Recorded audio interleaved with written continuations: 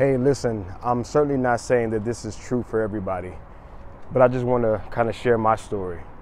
You know, many times, especially if you've been a Christian for any, great length of time, you can start to feel like God hasn't come through for you, right? We can even go as far as saying God's not being faithful to me.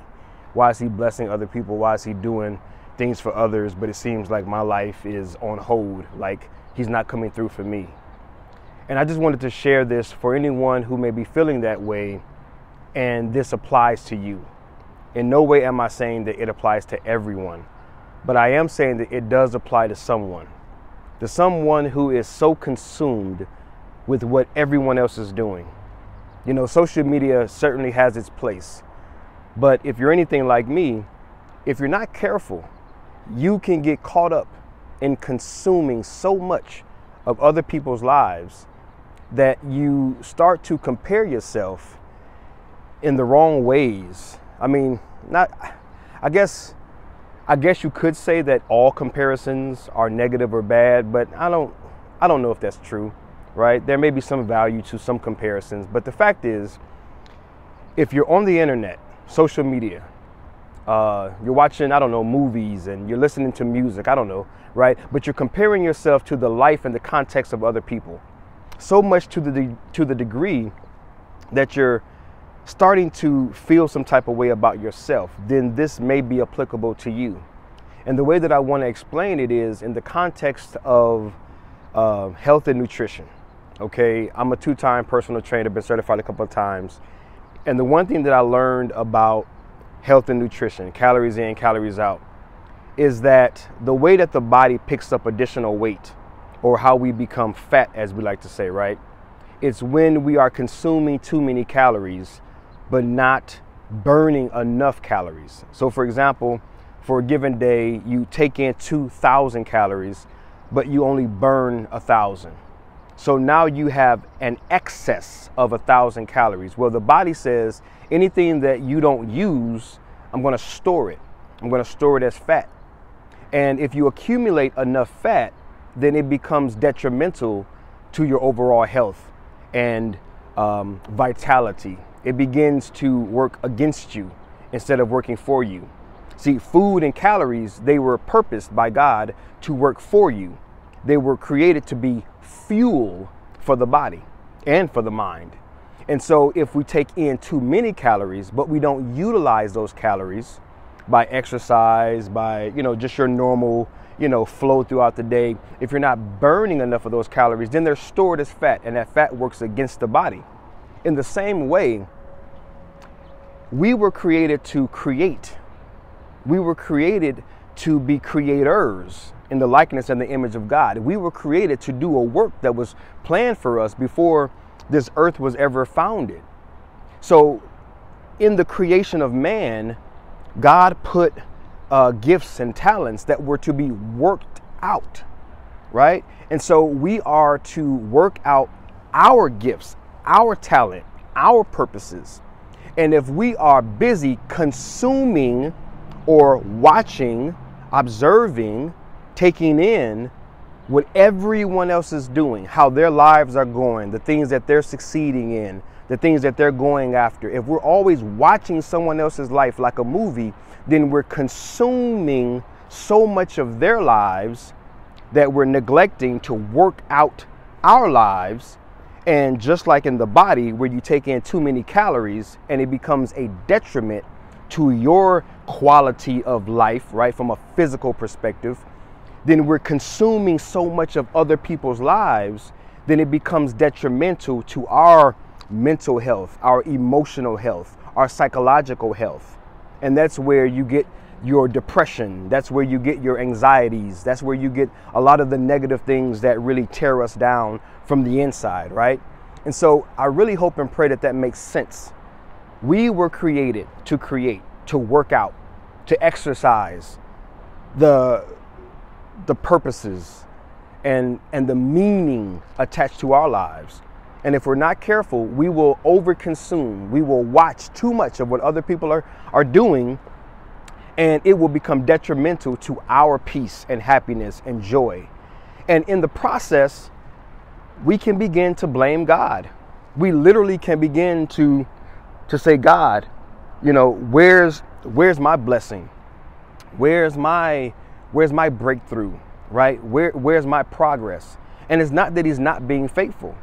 At least in my context, what I'm coming to understand is, it's not that God isn't being faithful. If we would slow down enough, stop observing people long enough, begin to observe our own lives, right? Begin to appreciate what God is doing in and through our lives, then we will come into a greater awareness and a greater revelation of how great God is actually being real time in and through our lives, the things that we can be grateful for, the things that we can celebrate and praise God for, and the life that we can begin to enjoy right now. See, comparing our lives to other people, it robs us of our joy. It robs us of our peace. It robs us of our happiness. When we're always running around comparing ourselves to others, running around consuming what other people are doing, running around thinking about what other people have and what they're succeeding in, it robs us of our own happiness and joy and peace, because overconsumption will convince us that they have it better. When the fact is, no one has it better, quote, better than anyone else. They just have a different life, because my life wasn't meant to be your life and your life wasn't meant to be my life. Of course, there are some things that we share as the family of God and just as of humanity, right? There are some things that are just kind of commonplace, right? But for the most part, we are individuals, right, that are called to be a part of a collective contribution. You're an individual contribution called to be a part of a collective contribution. And many times, because we're bumping up against other people's lives so often, especially on the internet, it can be so easy for us to get caught up and begin to consume and compare ourselves with what other people are doing, and we're overlooking what God is doing in our own lives. I hope and pray that makes sense, right? So again, what I wanted to address is the idea that God's not being faithful, that God's not coming through for you, that God's not showing up and showing out in your life, as we like to put it in the Christian context. No, I believe that God is showing up and showing out. I believe that God is doing a great work in you and through you. It just takes some attention to detail. It takes some quietness. It takes you to pull away from the internet, to pull away from the comparisons, to pull away from looking at other people's lives and begin to actually observe your own life. So if there's anything that I want to encourage you to do, is take inventory of your own life. Look at where you were and look at where you are. Look at, you know, those moments, those times when you know you didn't save you. You didn't help you get out of that situation. You didn't come through for you. It was only by the hand of God, the mercy, the grace, by the power of God that you are where you are.